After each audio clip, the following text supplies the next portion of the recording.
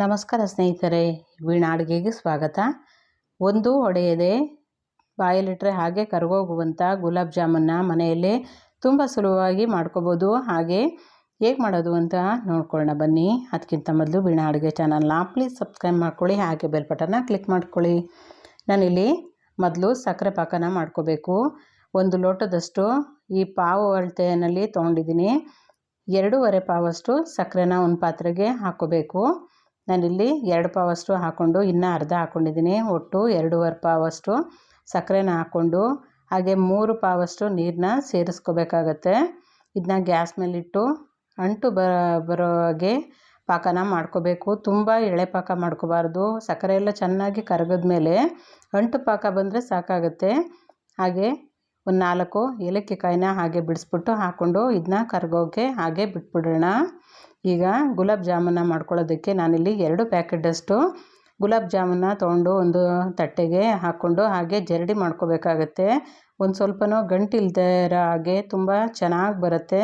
ಹಾಗೆ ಒಂದು ಅರ್ಧ ಟೇಬಲ್ ಸ್ಪೂನಷ್ಟು ತುಪ್ಪನ ಹಾಕ್ಕೊಂಡು ಇದನ್ನ ಕಲಿಸ್ಕೋಬೇಕು. ತುಪ್ಪ ಹಾಕೋದ್ರಿಂದ ತುಂಬ ಸಾಫ್ಟಾಗಿ ಹಾಗೆ ತುಂಬ ಚೆನ್ನಾಗಿ ಒಂದು ಗಂಟಿಲ್ದೇ ಇರೋ ಹಾಗೆ ಆಗುತ್ತೆ.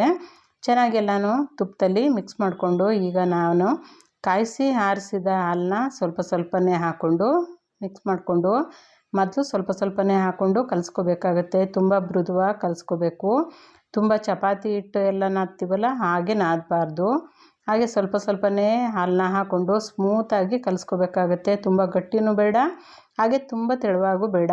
ಈ ರೀತಿ ಕಲಿಸ್ಕೊಂಡು ಒಂದು ತಟ್ಟೆ ಮುಚ್ಚಿಬಿಟ್ಟು ಒಂದು ಅರ್ಧ ಗಂಟೆ ನೆನೆಯೋದಕ್ಕೆ ಬಿಟ್ಬಿಡಬೇಕು. ಅರ್ಧ ಗಂಟೆ ನೆಂದಾದ್ಮೇಲೆ ತುಂಬ ಸಾಫ್ಟಾಗಿ ಬಂದಿದೆ. ಈಗ ಸ್ವಲ್ಪ ತುಪ್ಪನ ಸವರ್ಕೊಂಡು ಕೈಗೆ ಉಂಡೆನ ಕಟ್ಕೋಬೇಕು. ತುಂಬ ದಪ್ಪನೂ ಮಾಡ್ಕೋಬಾರ್ದು, ತುಂಬ ಸಣ್ಣನೂ ಮಾಡ್ಕೋಬಾರ್ದು. ಒಂದು ಮೀಡಿಯಮ್ ಅದಕ್ಕೆ ಮಾಡ್ಕೋಬೇಕಾಗತ್ತೆ. ಅದಕ್ಕೆ ಇಷ್ಟು ದಪ್ಪ ಆಗಿ ಮಾಡಿಕೊಂಡ್ರೆ ಸಾಕಾಗತ್ತೆ. ಇನ್ನು 1-2 ಸಾರಿ ಇದೇ ರೀತಿ ಸ್ವಲ್ಪ ಕೈಗೆ ತುಪ್ಪ ಸವರ್ಕೊಂಬಿಟ್ಟು ಉಂಡೆನ ಚೆನ್ನಾಗಿ ಒಂದು ಸ್ವಲ್ಪನೂ ಕ್ರ್ಯಾಕ್ಸ್ ಇಲ್ಲದೆ ಇರೋ ಹಾಗೆ ಚೆನ್ನಾಗಿ ಈ ರೀತಿ ಉಂಡೆನ ಮಾಡ್ಕೋಬೇಕು. ಎಲ್ಲ ಉಂಡೆಗಳನ್ನೂ ರೆಡಿ ಮಾಡಿಟ್ಕೊಂಡ್ಬಿಡ್ಬೇಕು. ಎಲ್ಲ ಉಂಡೆಗಳನ್ನೂ ರೆಡಿ ಮಾಡಿಟ್ಕೊಂಡು ಒಂದೊಂದೇ ಬ್ಯಾಚಾಗಿ ಹಾಕ್ಕೋಬೋದು. ಒಂದೊಂದು ಸಾರಿ 1, 10, 12 ಹಾಕ್ಕೊಳ್ಬೋದು. ನಾನಿಲ್ಲಿ ಸಕ್ಕರೆ ಪಾಕ ಮಾಡ್ಕೊಳ್ತಿದ್ದೀನಿ. ಸಕ್ಕರೆ ಪಾಕ ತುಂಬ ಎಳೆ ಪಾಕ ಮಾಡ್ಕೋಬಾರ್ದು. ಸ್ವಲ್ಪ ಜೇನುತುಪ್ಪದ ರೀತಿ ಸ್ವಲ್ಪ ಕೈಗೆ ಅಂಟೋ ರೀತಿ ಬಂದರೆ ಸಾಕಾಗುತ್ತೆ. ಈಗ ಒಂದು ಕಡೆ ತೆಗೆದಿಟ್ಕೊಂಬಿಡೋಣ. ಎಣ್ಣೆ ಕಾಯೋದಕ್ಕೆ ಇಟ್ಟಿದ್ದೆ. ಎಣ್ಣೆ ತುಂಬ ಕಾದಿರಬಾರ್ದು. ಈ ರೀತಿ ಸ್ವಲ್ಪ ಗುಳ್ಳೆ ರೀತಿ ಬಂದರೆ ಸಾಕಾಗುತ್ತೆ. ಇದನ್ನು ಒಂದೊಂದೇ ಮೊದಲು ಹಾಕ್ಕೊಂಡು ಹಾಗೆ ತೇಲ್ಬೇಕು ಜಾಮೂನು, ಆ ರೀತಿ ಬೇಯಿಸ್ಕೋಬೇಕಾಗತ್ತೆ. ಹಾಗೆ ಒಂದೊಂದು ಸಾರಿ 10, 12 ಹಾಕ್ಕೊಂಡು ಹಾಗೆ ನಿಧಾನವಾಗಿ ಒಂದು ಸ್ಪೂನ್ ಸಹಾಯದಿಂದ ಈ ರೀತಿ ಹಾಗೆ ತಿರುಗಿಸಿದ್ರೆ ತುಂಬ ಚೆನ್ನಾಗಿ ಹೊಂಬಣ್ಣ ಬರೋವರೆಗೂ ಬೇಯಿಸ್ಕೋಬೇಕು.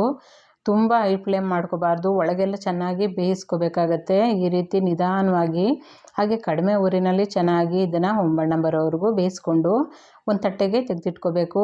ಒಂದೇ ಸಾರಿ ಬಿಸಿನಲ್ಲಿ ಸಕ್ಕರೆ ಪಾಕಕ್ಕೆ ಹಾಕಬಾರ್ದು. ಈ ರೀತಿ 1-2 ಬ್ಯಾಚ್ 3 ಬ್ಯಾಚಷ್ಟು ಸ್ವಲ್ಪನೇ ಹಾಕ್ಕೊಂಡು ಇದನ್ನು ಚೆನ್ನಾಗಿ ಹಾಗೆ ನಿಧಾನ ಊರಿನಲ್ಲಿ ಬೇಯಿಸ್ಕೋಬೇಕಾಗತ್ತೆ. ತುಂಬ ಹೈ ಫ್ಲೇಮ್ನ ಮಾಡ್ಕೋಬಾರ್ದು. ಈ ರೀತಿ ಸ್ಪೂನ್ ಸಹಾಯದಿಂದ ಹಾಗೆ ನಿಧಾನವಾಗಿ ಹಾಗೆ ತಿರುಗಿಸ್ತಾ ಹಾಗೆ ಮಗ್ಚಾಕಿ ಹಾಗೆ ರೌಂಡಾಗಿ ಈ ರೀತಿ ಎಣ್ಣೆನ ಹಾಗೆ ತಿರುಗಿಸ್ಬಿಟ್ರೆ ಹಾಗೆ ಬಾಣಲೆನಲ್ಲಿ ಸ್ಪೂನ್ ಸಹಾಯದಿಂದನೇ ಈ ರೀತಿ ಹಾಗೆ ಬೇಯಿಸ್ಕೋಬೇಕು. ಈ ರೀತಿ ಎಲ್ಲನೂ ಬೇಯಿಸ್ಕೊಂಡಾದ್ಮೇಲೆ ಸಕ್ಕರೆ ಸ್ವಲ್ಪ ಬಿಸಿ ಇರಬೇಕು. ಈ ಜಾಮೂನು ಹಾಕಿದಾಗ ಒಂದೊಂದೇ ಬ್ಯಾಚಷ್ಟು ನಾನಿಲ್ಲಿ ಬೇಯಿಸ್ಕೊಂಡು ಒಂದು ಸಕ್ಕರೆ ಪಾಕಕ್ಕೆಲ್ಲ ಹಾಕ್ಕೊಂಡ್ಬಿಡ್ತಾ ಇದ್ದೀನಿ. ಈಗ ಈ ಸಕ್ಕರೆ ಪಾಕದಲ್ಲಿ ಚೆನ್ನಾಗಿ ಈ ಸ್ಪೂನ್ ಸಹಾಯದಿಂದ ಚೆನ್ನಾಗಿ ಮುಳುಗಿಸಿ 1 ಅವರು ಅಥವಾ 1 ದಿನ ಬಿಟ್ಟಂತೂ ತುಂಬ ಚೆನ್ನಾಗಿ ಹೀರ್ಕೊಳ್ಳುತ್ತೆ. ಹಾಗೆ ಜಾಮೂನು ತುಂಬ ಚೆನ್ನಾಗಿ ಸಾಫ್ಟಾಗಿ ಬಾಯಲ್ಲಿಟ್ರೆ ಹಾಗೆ ಕರಗೋಗುತ್ತೆ. ಅಷ್ಟು ಚೆನ್ನಾಗಿರುತ್ತೆ. ನೋಡ್ತಾ ಇರ್ಬೋದು ಎಲ್ಲ ಖಾಲಿಯಾಗಿದೆ. ಹಬ್ಬಕ್ಕೆ ಮಾಡಿದ್ದು ಜಾಮೂನು ತುಂಬ ಚೆನ್ನಾಗಿತ್ತು. ಹಾಗೆ ತುಂಬ ಸಾಫ್ಟಾಗಿ ಬಂದಿತ್ತು ಚೆನ್ನಾಗಿ. ಹೊಸಬ್ರು ಸಹ ತುಂಬ ಈಸಿಯಾಗಿ ಮಾಡ್ಕೋಬೋದು. ಒಂದು ಸ್ವಲ್ಪನೂ ಕ್ರ್ಯಾಕ್ಸ್ ಇಲ್ಲದೆ ಇರೋ ಹಾಗೆ ಒಂದು ಸ್ವಲ್ಪನೂ ಒಡೆಯದೆ ಬಾಯಲ್ಲಿಟ್ರೆ ಹಾಗೆ ಕರಗೋಗುತ್ತೆ. ಅಷ್ಟು ಚೆನ್ನಾಗಿ ಬಂದಿತ್ತು. ನೀವು ಒಂದು ಸಲ ಟ್ರೈ ಮಾಡಿ ಸ್ನೇಹಿತರೆ. ಯಾರಾದರೂ ಗೆಸ್ಟ್ ಬಂದಾಗ ಹಾಗೆ ಹಬ್ಬಗಳಲ್ಲಿ ತುಂಬ ಈಸಿ ರೆಸಿಪಿ ಅಂತ ಅಂದರೆ ಗುಲಾಬ್ ಜಾಮೂನು. ಒಂದು ಸಲ ಈ ರೆಸಿಪಿನ ಟ್ರೈ ಮಾಡಿ ಸ್ನೇಹಿತರೆ. ಈ ರೆಸಿಪಿ ಇಷ್ಟ ಆಗಿದರೆ ಲೈಕ್ ಮಾಡಿ, ಶೇರ್ ಮಾಡಿ, ಕಮೆಂಟ್ ಮಾಡಿ. ಹಾಗೆ ಹೊಸಬ್ರು ಯಾರು ನೋಡ್ತಾ ಇದ್ದರೆ ದಯವಿಟ್ಟು ಸಬ್ಸ್ಕ್ರೈಬ್ ಮಾಡ್ಕೊಂಡು ನೋಡಿ. Thank you.